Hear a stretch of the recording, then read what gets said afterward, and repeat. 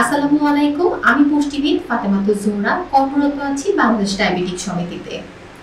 আমাদের কাছে অনেক শিশুর মায়েরাই আসেন, তাদের প্রশ্ন থাকে যে আমার শিশু আসলে পর্যাপ্ত পরিমাণে খাচ্ছে না, অথবা অপুষ্টিতে ভুগছে, অথবা আমার শিশুর যে সিমটমগুলো দেখা যাচ্ছে যে তার খাবার প্রতি অনীহা, প্রায় পেটে সমস্যা থাকে, বিভিন্ন রকম স্কিন ডিজিজ দেখা দিচ্ছে, সেক্ষেত্রে আমরা কি করতে পারি? এগুলো কিন্তু পুষ্টিহীনতার লক্ষণ। আমরা অনেক সময় মনে করি যে আমার শিশুকে আমি 3 বেলা খাবার দিচ্ছি, তার মানে আমার শিশু প্রপার পুষ্টিটা পাচ্ছে। আসলে বিষয়টি কিন্তু এমন না। পুষ্টি বলতে প্রত্যেকটি খাবারের ক্ষেত্রে সুষম পুষ্টি হওয়াটা খুব জরুরি।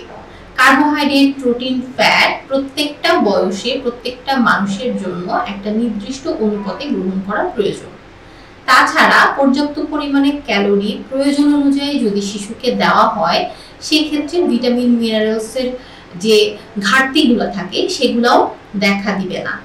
বেশিরভাগ শিশুর ক্ষেত্রেই দেখা যায় যে তার চুল ফ্যাকাশে হয়ে যাচ্ছে, বা তলপেটটা অনেক ফুলে যাচ্ছে, অথবা কঙ্কালসার একটা গঠন দেখা দিতে পারে। এসব ক্ষেত্রে এই সকল শিশুরা সাধারণত অপুষ্টিতে ভুগছেন বলে আমরা ধারণা করে থাকি।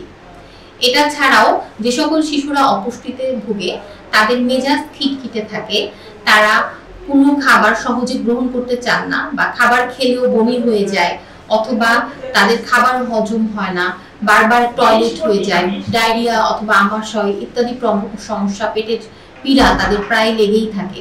সেক্ষেত্রে আমরা যখন এই সকল সিমটম দেখতে পাই, সে সকল শিশুদের পুষ্টি চাহিদা অনুযায়ী খাদ্য তালিকা প্রদান করা খুব জরুরি।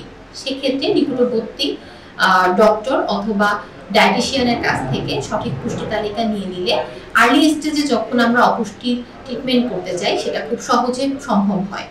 কিন্তু এই অপুষ্টি যখন অনেক মারাত্মক আকারে হয়ে যায়, আমরা জানি যে প্রোটিন নিউট্রিশন যখন পিএম আমরা বলি, যে প্রোটিন এনার্জি ম্যালনিউট্রিশন যখন খুব মেজর সিভিয়ার পর্যায়ে পড়ে যায়, সেই সব ক্ষেত্রে কিন্তু শিশুদেরকে হসপিটালে অ্যাডমিট পর্যন্ত হতে হয়, এবং এই সকল শিশু রিকভার করার জন্য অনেক দীর্ঘমেয়াদী একটা চিকিৎসা প্রসেসের মধ্যে দিয়ে তাদেরকে যেতে হয়।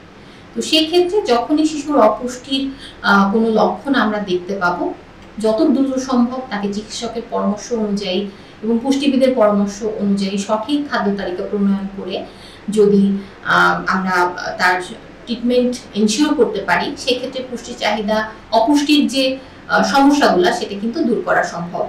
ধন্যবাদ।